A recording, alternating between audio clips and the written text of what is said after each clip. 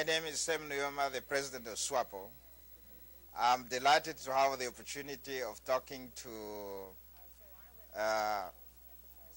South Africa Now. Global Vision presents the television news magazine of Southern Africa.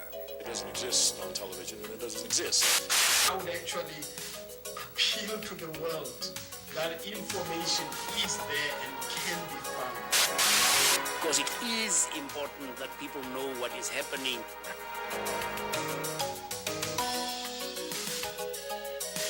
This week, South Africa Now presents these stories. The recently released ANC leaders speak at a mass rally in Soweto for the first time in 25 years. Call on the regime to release all political prisoners and detainees unconditionally. Namibia goes to the polls next week in a context of conflict and a history of colonialism. We'll tell you how the situation evolved.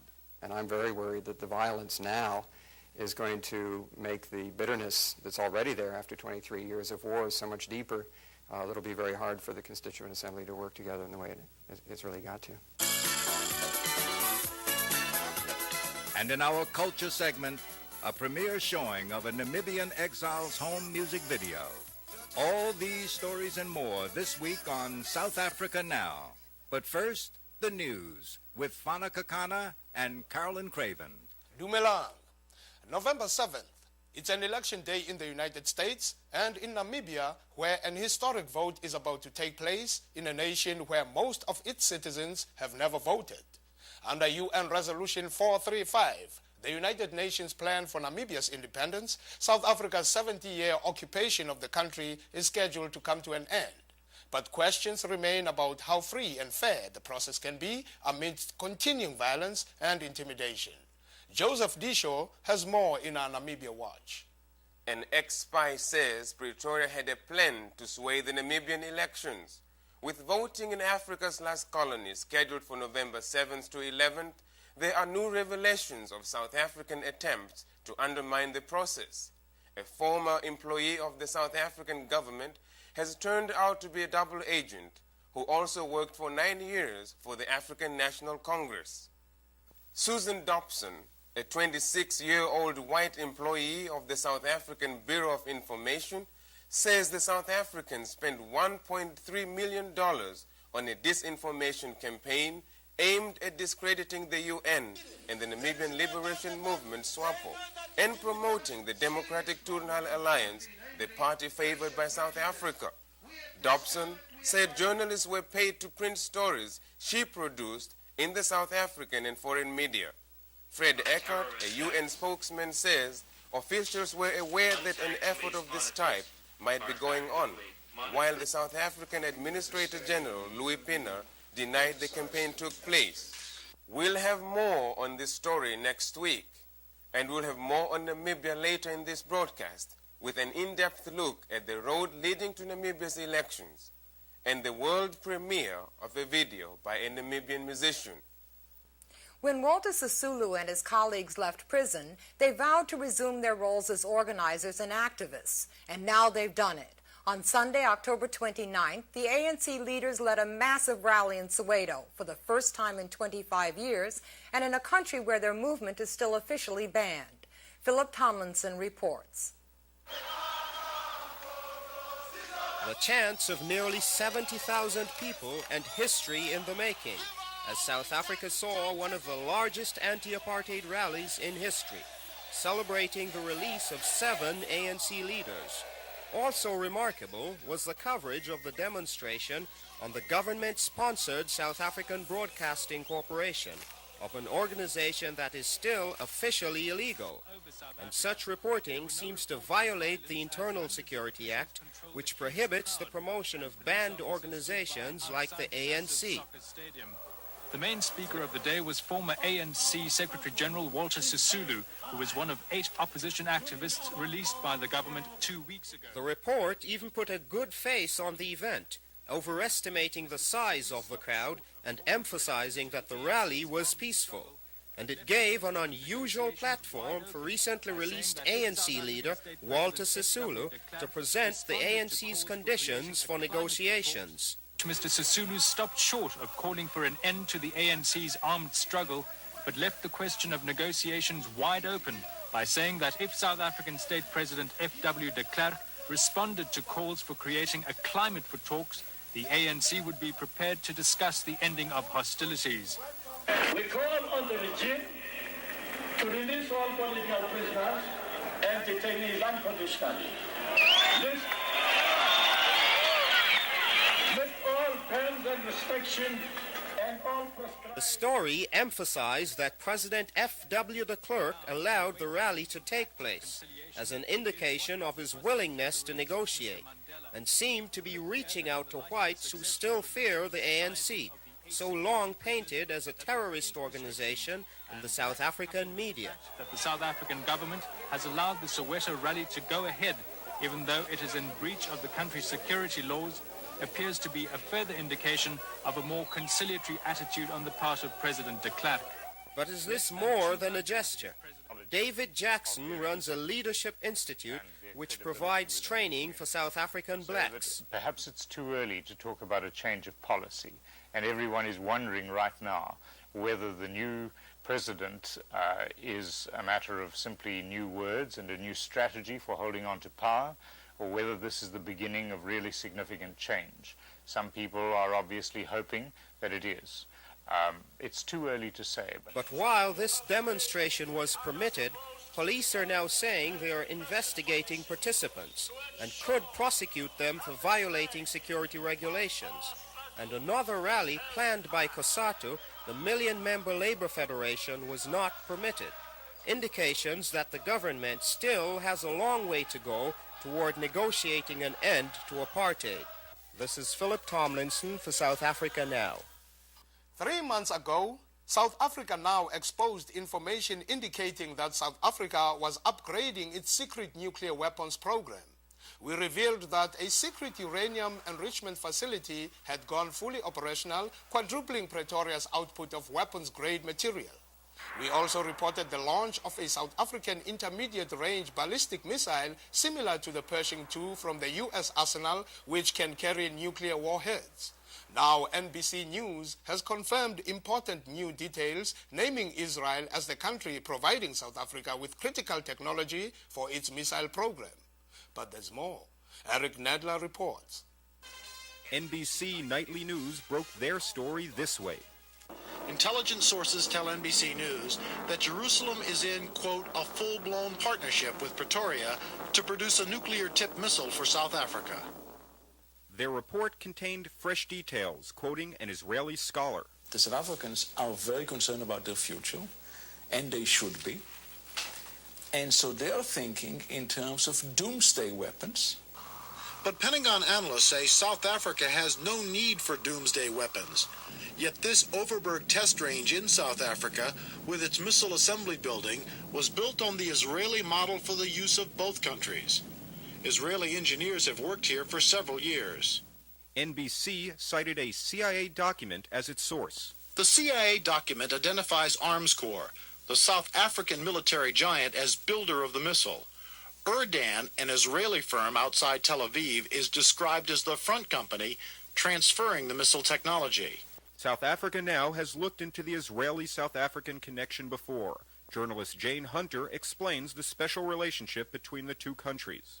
Well, it's a relationship that's special because they each have entered it with the notion that they can do things for one another that no other country will do. For example, even though the European countries were willing to give South Africa nuclear power technology, none of them was ever willing to give South Africa nuclear weapons technology. Israel has been willing to do that. This past spring, the Israeli Consul General played down the relationship between his country and South Africa, which includes a reported $400 million in military commerce. France had exported planes. Even Jordan has exported planes and missiles to South Africa. Czechoslovakia has exported, and time and again Israel was singled out. Now, the Israeli government categorically denies helping the South African nuclear program. But opposition leaders in the Israeli parliament are pushing their government to cut ties to Pretoria. We as Jews and as Israelis think that our moral heritage and our political national interest is to reject firmly the development of mutual relations between Israel and South Africa. According to unnamed U.S. officials quoted in the Washington Post, the American ambassador to Israel lodged strong protest with Israeli authorities earlier this year. At the State Department, briefers would not say what actions, if any, the U.S. would take against Israel or South Africa. South Africa now questioned Assistant Secretary of State Herman Cohn about the joint missile program earlier this year. I don't see what we can do. It's up to the Israelis and the Israeli public to put pressure on their government to adhere to, because what we're talking about right now are UN sanctions. There's a UN sanction against South Africa in terms of no military cooperation is allowed. The United States has adhered to this without fail since 1963. So what we're doing is asking all UN members to adhere to the same rules, and Israel comes under that. In the weeks ahead, South Africa Now will continue to follow this story. This is Eric Nadler reporting. Last week we told you that statements by South African church leaders Desmond Tutu and Allan Boesak had created the impression that F.W. de Klerk should be given time to implement reforms before new economic sanctions are imposed. This week, the church leaders have issued a number of statements clarifying their position. The anti-apartheid leaders say they are calling for increased pressure on the government and strict enforcement of comprehensive mandatory sanctions against the government. The statement is signed by Boesak and Tutu, as well as other church and anti-apartheid leaders, including the recently freed ANC leader Walter Sisulu.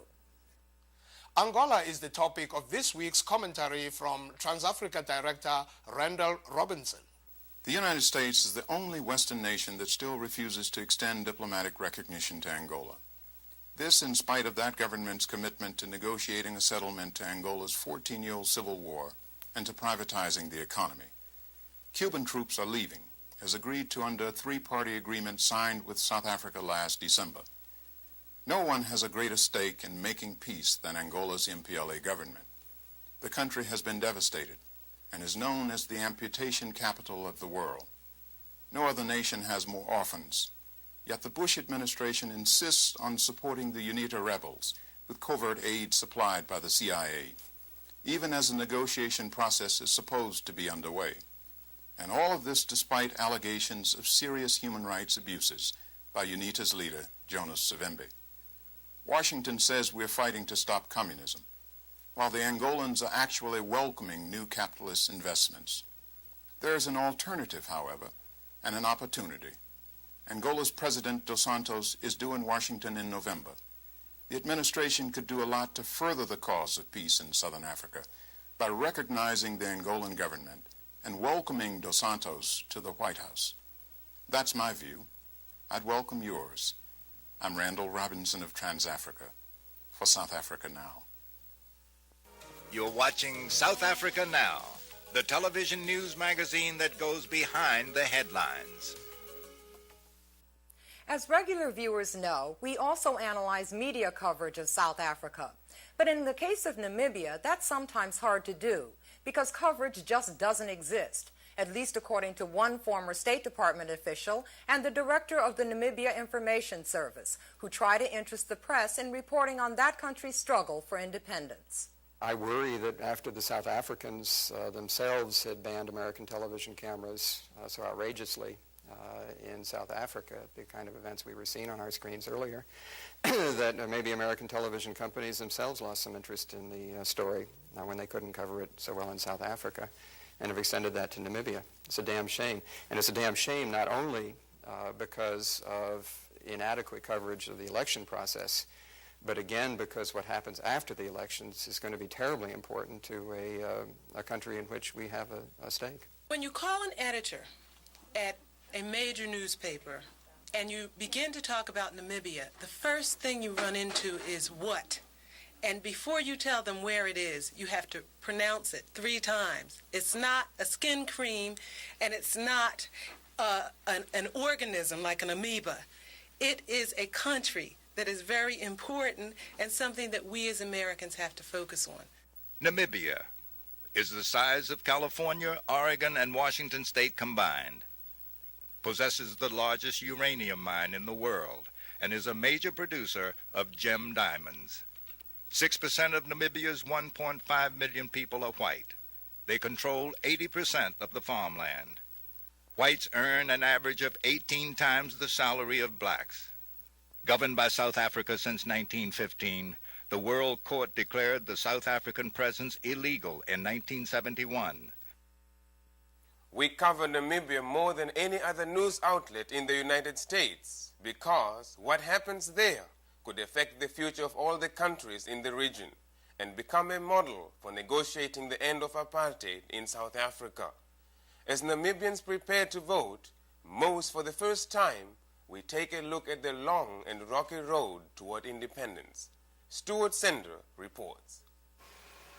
April 1st, 1989. UN forces arrive in Namibia. Their mission, to oversee the peaceful implementation of UN Resolution 435 for Namibia's independence. Passed in 1978, South Africa had refused to abide by 435. But under a three-way accord between South Africa, Angola, and Cuba late last year, it was agreed. Cuban troops would leave Angola, and South Africa would end its occupation of Namibia. We have reached a peaceful settlement, at least on paper, both in respect of the Namibian question as well as on the withdrawal of the Cuban troops from Angola. A bloody bush war between South African forces and the Southwest Africa People's Organization SWAPO, the Namibian Liberation Movement, a war that had lasted over 2 decades and cost thousands of lives, was also finally coming to an end. But on April 1st, the plan went awry. SWAPO troops based in Angola crossed the border into Namibia, said to be a violation of the UN peace plan. SWAPO was said to have invaded its own country. South Africa, with the acquiescence of the United Nations, sent its killer counterinsurgency troops on the attack. Marty Adesari, the UN Special Representative to Namibia, had this response at the time. In general, I would say that don't expect me to start passing judgment and blaming people what has happened. There has been a major mistake made, but I think my job here is to build bridges and try to get this operation back to the track. It was less a battle than a massacre. SWAPO says its soldiers were looking for UN officials to surrender to. Instead, they found South African bullets. These pictures from the London Sunday Telegraph show SWAPO fighters, apparently executed by South African trained troops, shot through the head at close range. And these same troops, Kufut, which means crowbar in Afrikaans, have remained an issue throughout the process. Resolution 435 called for Kufut to be disbanded, but members of the unit have made hundreds of attacks on supporters of SWAPO during the voter registration process and into the election campaign. Gay McDougall directs a commission monitoring the transition to independence. Kufut was the dreaded counterinsurgency unit in Namibia that had one task before it, and that was eliminating SWAPO and SWAPO sympathizers, actually civilians as well as combatants, wherever they found them or wherever they thought they found them. We heard a whole series of credible reports of Kufut assaults, death threats, sexual assaults of Kufut in their Caspers, which is still very much in operation, just mindlessly running down homes and crops of Namibians and seriously intimidating and harassing the population, particularly those refugees that were returning to their country for the electoral process. While more than 600,000 people have registered to vote, this has also been fraught with problems. Many of the estimated 40,000 Namibian exiles who returned home were afraid to register, and loopholes in the process allowed thousands of white South Africans to register as well. At least 10 political parties are competing in the elections. The main forces are SWAPO and the Democratic Turnhalle Alliance, or DTA. SWAPO, which was recognized by the United Nations as the sole authentic representative of the Namibian people, led the struggle against South African domination. and is expected to win. Its leader, Sam Nujoma, seen here returning home after 30 years in exile, is expected to become the country's first president. How do you feel, Mr. Nujoma? Very happy to be home. Hinyangerwa Esheki, SWAPO's UN representative, shared his feelings about going home. Going back home, it was fantastic. It was a time when you were filled with emotions. You didn't know whether to jump out and laugh and uncontrollably or to cry. But it was certainly one moment that I will remember. Of course, I have been away from home more than 12 years now. And it was just a momentous occasion. While SWAPO enjoys enthusiastic support from students, workers, and farmers, Namibia's whites, who have benefited from apartheid, have their own view. SWAPO is dangerous, it's communism. As far as I'm concerned, they're totally communistic inclined. I don't like SWAPO. The Democratic Turnhalle Alliance, or DTA, is seen by many as South Africa's party, a point disputed by DTA leader Dirk Mudge. And I've said it to the commanders and to the South African government. I don't think any assistance by the SADF will in any way promote the interests of my party. So, should they go ahead with that? Should they continue with that? If I would have been SWAPO, I would have welcomed it. We don't want to be seen as anybody's stooge. But recently, the DTA was accused of attacking SWAPO supporters along with members of COSATU. The Reverend Helen Fleming of U.S.-based Operation Vote experienced the violence firsthand. My colleague Walter McGill was just recently assaulted by DTA members in South Africa, in the north, in the Oshikati area, where he was filming brutality being taken out on about 50 Namibians, and they came after him. He jumped in his car with two other colleagues, and they went on a chase for about 30 kilometers, about 100 miles an hour. He said he was airborne and everything, petrified. Found his way back to Oshikati to the UNTAG office and thought he was seeking help, ran in and said, help, they're trying to kill me, and thought they would stop at that point. They broke into the UNTAG office, began to beat up not only my colleague, but also the UNTAG office people. SWAPO has also come under criticism recently for allegedly torturing some of its own members. We were witnesses and victims of the regime of institutionalized terror and degradation reigning in the refugee camps and other premises controlled by SWAPO in Angola and Zambia. SWAPO leaders have acknowledged overzealous members of the movement made mistakes, but a UN investigation has so far found no conclusive evidence to prove the most serious allegations. Observers of the process say the biggest obstacles still come from the South African authorities, who have not curbed political violence against SWAPO, best illustrated by the recent assassination of SWAPO leader Anton Lebowski. Former Carter administration official Anthony Lake, author of this New York Times editorial, just returned from Namibia. Right-wing extremism is a very serious problem, and certainly if you had traveled for 2 days, as we did with David Smuts, a very brave civil rights lawyer in Namibia who's been receiving death threats from these thugs, it is very serious indeed. More serious than the White Wolves, I think, is the escalating violence, or at least until recently escalating in Ovambo land, where the released Kafut, or Crowbar, counterinsurgency forces went on a rampage in the city, attacking SWAPO workers, throwing hand grenades into high schools, all of that. That's very serious also. Lake says the biggest challenge now lies ahead, building a new Namibia. I think most of us as Americans are and should be very excited about the election itself, about democracy, about the enthusiasm of the voters and all of that. But we shouldn't forget that the election is really the beginning of a process. A constituent assembly then will have to, based on the election, will have to get together, draft a constitution, et cetera. And this is going to take real spirit of reconciliation, ability of parties to work together. And I'm very worried that the violence now is going to make the bitterness that's already there after 23 years of war so much deeper that it'll be very hard for the Constituent Assembly to work together in the way it's really got to. You're watching South Africa Now. Coming up next, our culture segment, featuring the best music, film, drama, and artistic expression from Southern Africa. One of the costs of South African domination for artists in Namibia has been the lack of access to the tools of their trade. There is, for example, just one recording studio in the country, and that facility is owned by the government-dominated Southwest African Broadcasting Company. So for Namibian guitarist Nathan Ndjiharine, now studying engineering on a United Nations scholarship, it meant he had to come to the United States and commandeer a home video camera to produce what may be the first rock video by a Namibian musician.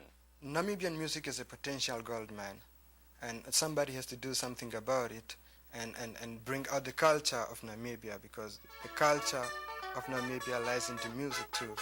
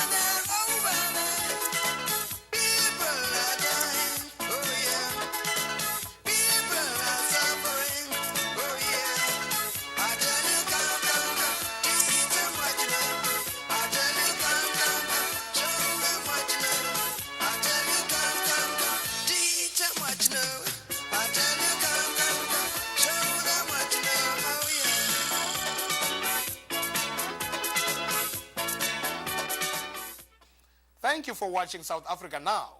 If you would like more information about the issues we cover, send a self-addressed stamped envelope to South Africa Now, P.O. Box 1907, Canal Street Station, New York, New York 10013.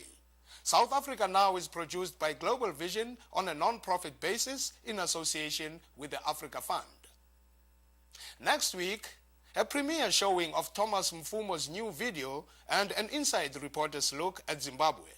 On behalf of everyone in South Africa Now, I'm Fana Kekana. See you next week.